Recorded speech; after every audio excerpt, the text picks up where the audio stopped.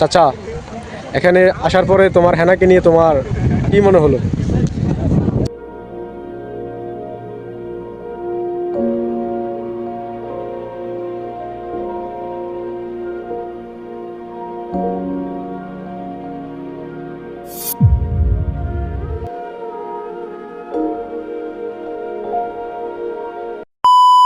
Hello friend, আসসালামু আলাইকুম। আমি হৃদয়, আপনারা দেখছেন হৃদয় তামিম ব্লগ।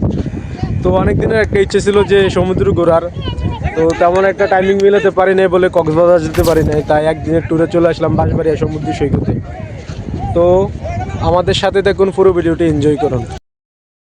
কি ভাবছেন এই লোকটি এখানে কি খুঁজতেছে? সে প্রতিদিন জীবন জীবিকার টানে এই সময় এখানে এসে কাঁকড়া খোঁজে। সকল পুরুষে দিন শেষে তার পরিবারের মুখে হাসি ফোটানোর জন্য সে কি না করতে পারে। এখন যেহেতু সাগরে জোয়ার নাই, তো আমরা এখন অনেকটা পথ ঘুরতে পারবো।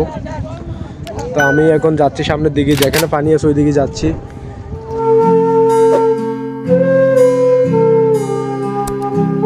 অনেকক্ষণ পর একটু ভিউর দেখা পেলাম, তো আমরা এখন সামনের দিকে যাচ্ছি। সাগরটাকে আপনাদেরকে খুব কাছ থেকে দেখাবো। চাচা, এখানে আসার পরে তোমার হেনাকে নিয়ে তোমার কি মনে হলো? যে হেনা তোমার প্রেমের সমাধি ছেড়ে তোমাকে ছেড়ে চলে গেছে, বলো একটা অনুভূতি বলো তাকে নিয়ে। আমি এখানে কেন ভুল ইনফরমেশন দিব? আমার তো কখনো কেউ ছিল না, সিঙ্গেল।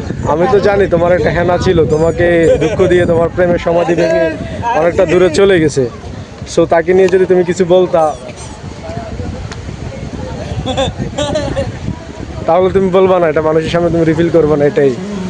আমাদের সকলের মনেই কষ্ট থাকে কোনো না কোনো কারণে। যখন আমরা সাগরের কাছে আসি, যখন সাগরের ঢেউ আমাদের পাটা ধুয়ে দেয়, তখন সকল কষ্ট দূর হয়ে যায়।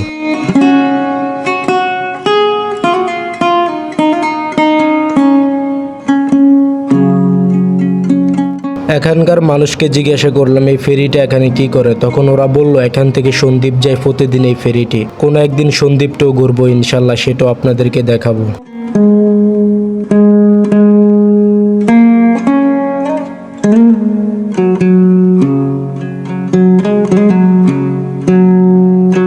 আমরা এখন চলে যাব সমুদ্রের মাঝখানে, নেটওয়ার্কের বাইরে।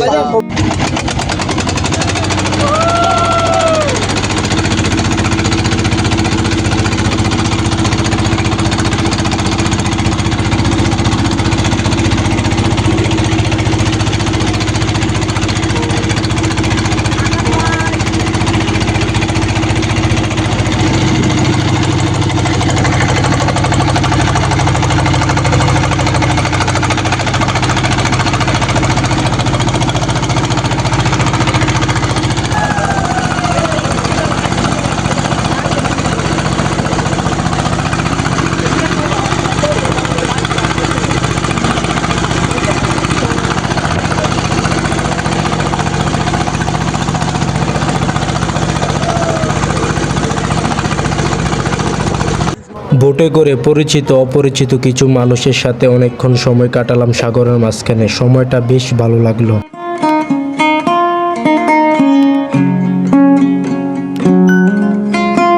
এই সময়টা দেখব বলে অনেকটা মাইল দূর পথ থেকে এখানে এসে অনেক সময় অপেক্ষা করা, ফাইনালি এই সময়টা দেখতে পেলাম। এই সময়টা যারা একমাত্র সমুদ্রের পাড়ে কাটিয়েছে তারা বোঝে এই সময়টা কতটা সুন্দর। যখন আমার অনেক বয়স হবে তখন হয়তো আমি ঘুরতে পারবো না, কিন্তু এই সময়গুলা দেখে আমি ওই সময়টা পার করতে পারবো। তো আজকের এই ভিডিওটা এই পর্যন্তই। সবাই ভালো থাকবেন, আল্লাহ হাফেজ।